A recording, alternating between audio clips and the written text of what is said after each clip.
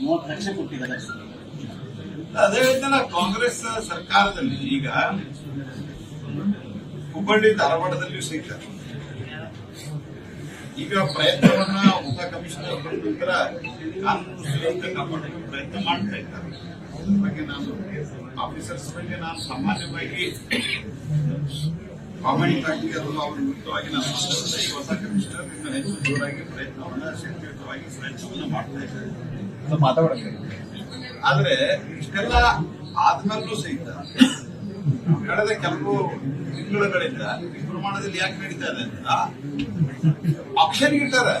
ಈ police station ಇಟ್ಟಾರೆ base price.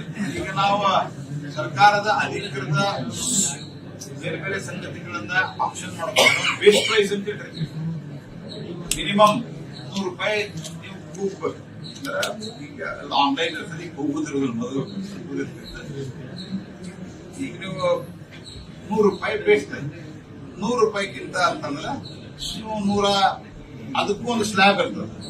ನೀವು ₹101 ಮಾಡಕ್ ಬರಲ್ಲ, ₹105 ಮಾಡೋದು ಸ್ಲ್ಯಾಬ್. ಅದಕ್ಕಿಂತ ಕಮ್ಮಿ ಮಾಡಕ್ ಬರಲ್ಲ. ಹಂಗೆ ಇವರು ಒಂದೊಂದು ಆಪ್ಷನ್ ಇಟ್ಟಾರೆ. ಬೇಸ್ ಪ್ರೈಸ್ ಇದೆ.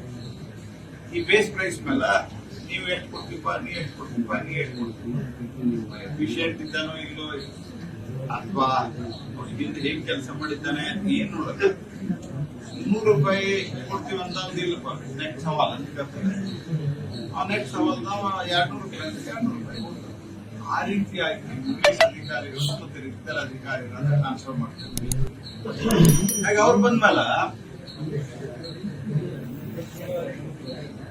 ಎಲ್ಲ ರೀತಿಯ ಅಪರಾಧಗಳನ್ನ ಹೊಂದಿರುವಂತಹ ಎಲ್ಲ ಅವ್ರ ಜೊತೆಗೆ ಅವರು ಕಲೆಕ್ಷನ್ ಇರ್ತಾರೆ. ಯಾಕಂದ್ರೆ ನಾವು ಕೊಟ್ಟು ಕಳಿಸ್ಬೇಕಾದ್ರೆ ಅಧಿಕಾರಿಗಳ ತಪ್ಪಂತ ಹೇಳುದಿಲ್ಲ. ಈ ವ್ಯವಸ್ಥೆಯನ್ನ ನಿರ್ಮಾಣ ಮಾಡ್ತಾರಂತ ಕಾಂಗ್ರೆಸ್ ಪಾರ್ಟಿ ಬಹುದೊಡ್ಡ ಅಪರಾಧ.